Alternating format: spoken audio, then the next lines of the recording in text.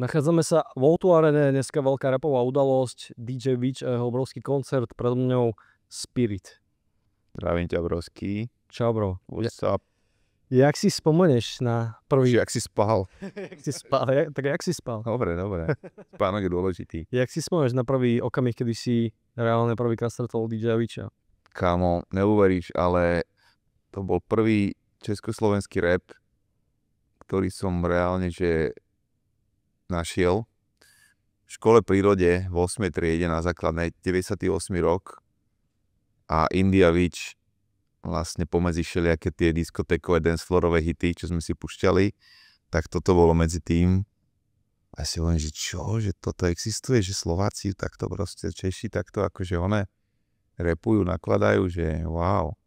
Samozrejme, že som to ešte nechápal vtedy vôbec. Išiel som si dancefloor, išiel som si keď také nejaké rockové, punkové hity, vieš, že taký myšmaš muziky. A toto bol vlastne prvý kontakt, samozrejme cez uši, ale vtedy som vlastne prvýkrát zaznamenal Witchové dielo.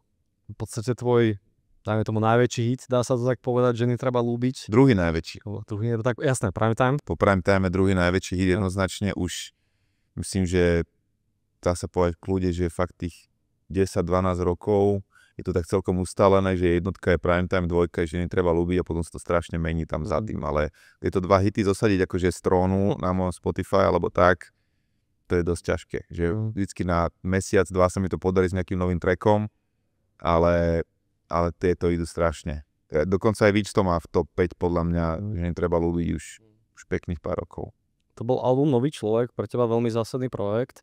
Jak si spomínaš na ten okamih, kedy si prvýkrát počul ten beat, že netreba ľúbiť, a jak si k tomu pristupoval, že keď si ho napríklad počul, tak si už hneď ti nabehla tá téma, ale jak to je funny story, lebo ten beat bol úplne iný. Ja som si vybral z Witchovho balíčku, čo mi poslal, fakt, že 78 beatov alebo koľko.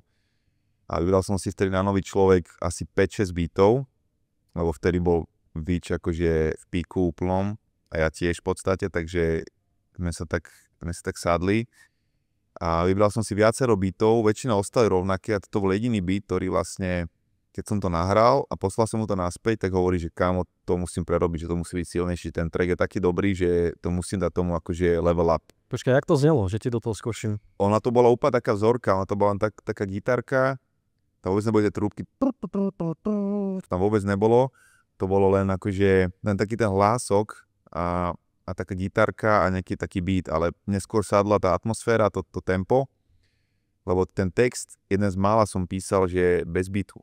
Že som písal text vlastne do rôznych beatov, bo som vedel, že nejaký feeling, vedel som nejaké tempo približné a postupne som si ho akože posúval, jednu slovu som písal do takého beatu, druhú do iného, vieš, aj zahraničné beaty, hociaké.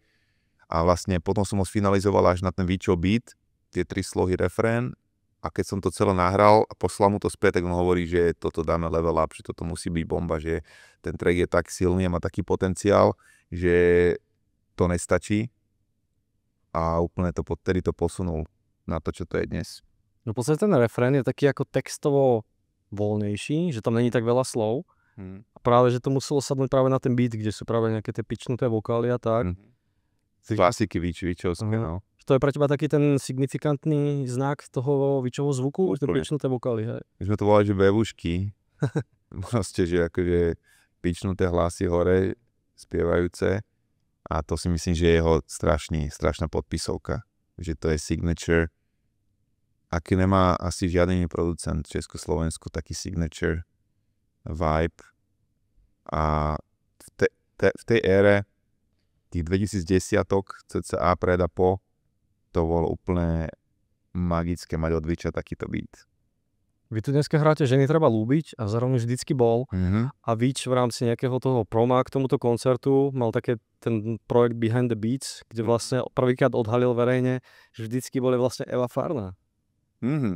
Videl si to, či nevidel? Nevidel si to? Kámo, to je projekt na ostríno, že Eva Farná. A ono to vždycky bol, tam vlastne ani není, ona to tam nespieva, iba sa to tak podobá, jak je to pičnuté. No, jak je to pičnuté, tak zrazu tam počuješ, to vždycky bol, vieš. A to je prišlo strašne zaujímavé, že vlastne... To si tam sepí, akože našiel, že to tam naozaj není, ale videl to tam. Ja som si tiež akože najprv neuvedomoval, že vždycky bol, že to je aj v tom sampli. Ale nevedel som, že je Fárna, to je silné. To je silné, Pavlo. Čo mi prišlo tiež zaujímavé, dneska vlastne je tu teda koncert DJ Viča, vystupuješ tu ty, mimo iných hostí aj Rytmus. Vlastne máš jediný track, keď nerátam takú takzvanú stokovku, kde máte nejaký freestyle The Shook Ones. Jo, jasné. Tak máte track, áno, presne tak, mixtape tvoj. Tak máte track Ďakujem z Krstného otca, kde je ešte LP. Kamover. Prečo tento jeden track iba s Paťom? Kamo, ja neviem, nám to vždycky nejak nevychádzalo. Aby si vedel, tak Rytmus bol pozvaný do tracku Sen na Nový človek, do refrénu.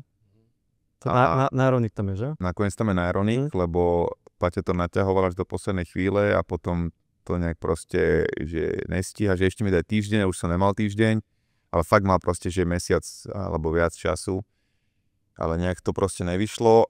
A s Národníkom som mal vtedy dobrý aj skrz Víča, lebo som vlastne robil s Víčom a tým pádom sme sa prepojili, som robil Star Rider pre Národníka a tým pádom sme trošku felili spolu a hento keď som mu poslal, že potrebujem úplne, že last minute rýchly proste refrén, tak to hneď zajebal a dal to super podľa mňa, že taký feeling, jak mal Národník v tom čase, takú akože, taký run, jak mal vtedy, to si myslím, že tiež nemá obdobu na slovenskej scéne, že by sa niekto fakt, že z New Yorku, z Ameriky, takto sem medzi nás na chvíľku zapadol.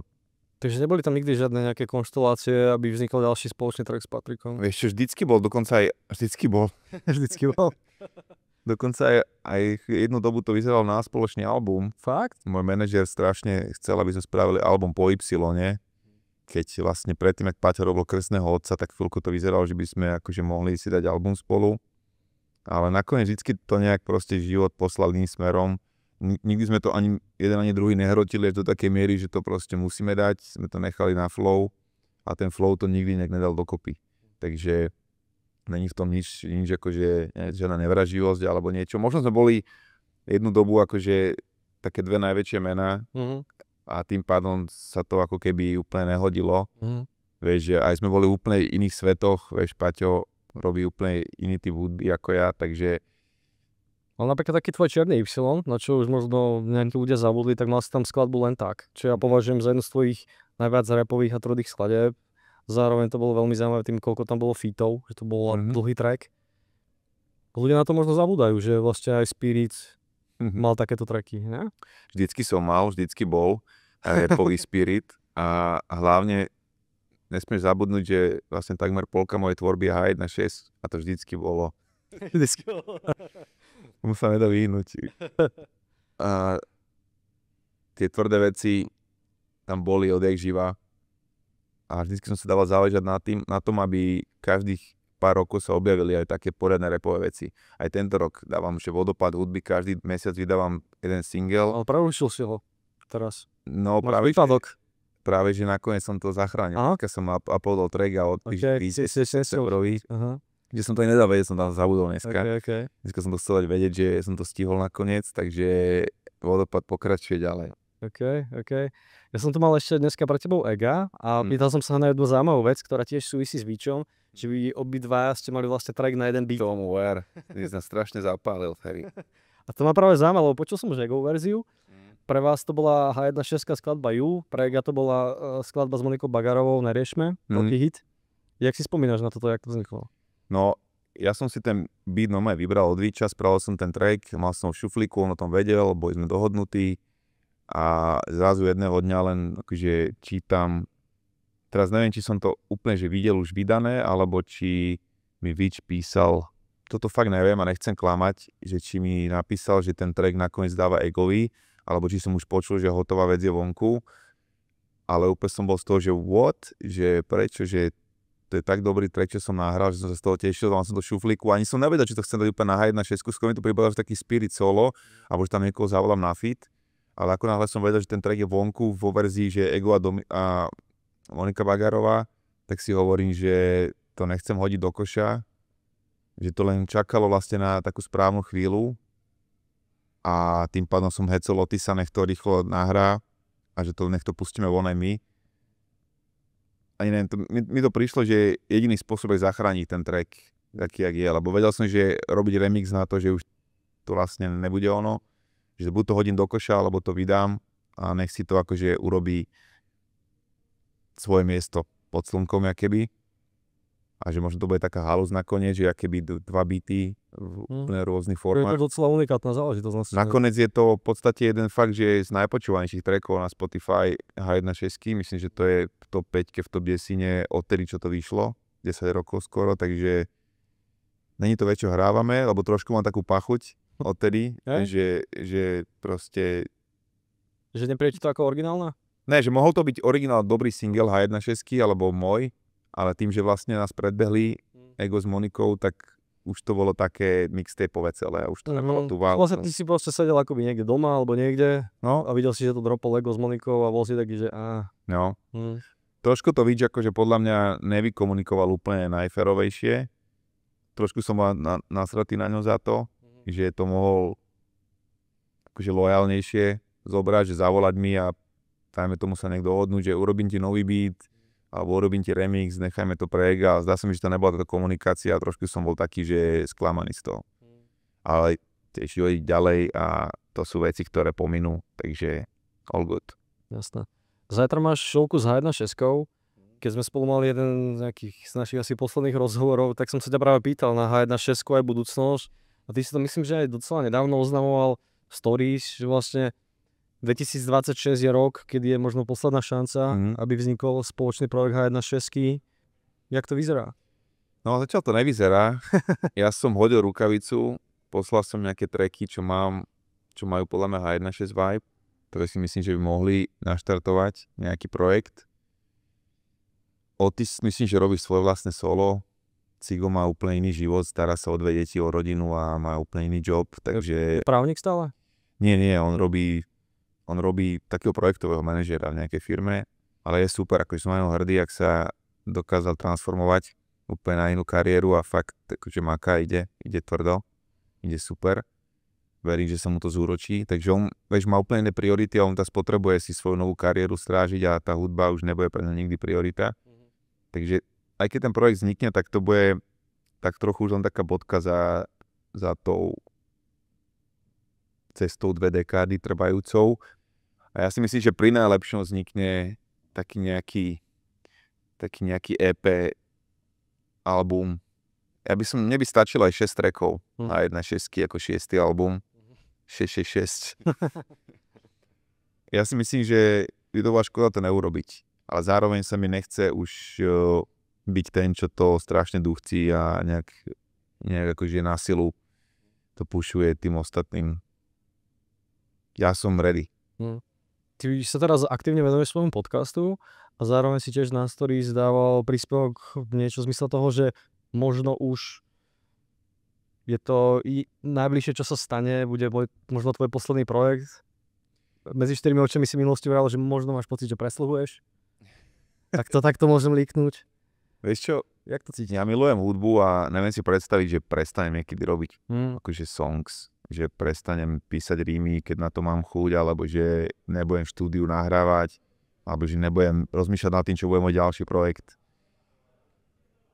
Skôr som tým myslel to, že tá forma tých veľkých albumov, kedy fakt rok robíš nejaký projekt a potom ho releaseneš, to mi príde už, že to je dinosaurus, že to je strata času, že rok stráviť niečím, čo potom má vibe 2 týždne a je to staré, takže to už nedáva zmysel. Takže ťažko hovoriť úplne, že čo bude, ale začína sa tam akože také malé semienko ešte jedného albumu rodiť, že viem, čo by to mohlo byť a nechám to ešte raz chvíľu, predtým ako o tom začnem hovoriť, ale je to dosť možné, že to je fakt akože posledný. A zase album Nový človek 2, aj keď nemal taký impact jak jednotka, ale si myslím, že to bol veľmi kvalitný projekt. Ďakujem ti. Všetkému, že fakt... Ja si tiež myslím, že ako test času vydrží dobre, že bude dobre stárnuť ten album, aj keď nemal taký hype. Už ten playlist, čo bol pol roka predtým, vlastne mal podľa mňa, ten bol prijatý super, si myslím, že ten zafungoval, napriek tomu, že nebolo CD a tak. Som fanúšik Artistu. Artist takisto, Grimo ma strašne hecuje na Artist 2, no aj to sa niekedy udeje. momentálne cítim, že keby som niečo robil, tak by to bol taký viacej akože real rap. Lebo teraz som sa tam tak s tým zabával veľa a tým, že akože mám podcast, tam si riešim nejaké vážne témy a tú inšpiráciu a nejaké motivačné reči, tak v tej hudbe som sa teraz viacej bavil posledný rok, že som fakt robil veci, ktoré sú čisto entertainment. Aj keď tá vec, čo ide teraz v septembri, tak to je zase taká akože najkontroverznejšia, najprovokatívnejšia vec. Taký real talk. A uvidíme. Braško, za 10 minút ideš na stage, koncert už podľa všetkého začal. Posledná otázka, rád by som sa s tebou bavil dlhšie. Posledná otázka, ktorú som tu položil každému dnešnému hostovi. Jak by si opísal DJ-a Vicha, alebo čo ťa tak prvé nápadne, keby si to mal rozvinúť v rámci jeho osoby? Mr. Golden Touch, najlegendárnejší producent toho prvého štvrťstoročia v Československu. A myslím, že najlepšie ho vystihuje ten Golden Touch, že je naozaj chalan s dobrým vkusom, s dobrým nosom na hity a naozaj, že kvalitný profesionál. Ďakujem za neho. Ďakujem tebe za tvoj čas, vážim si to a nech sa ti darí. Always. Ďakujem. Shout out.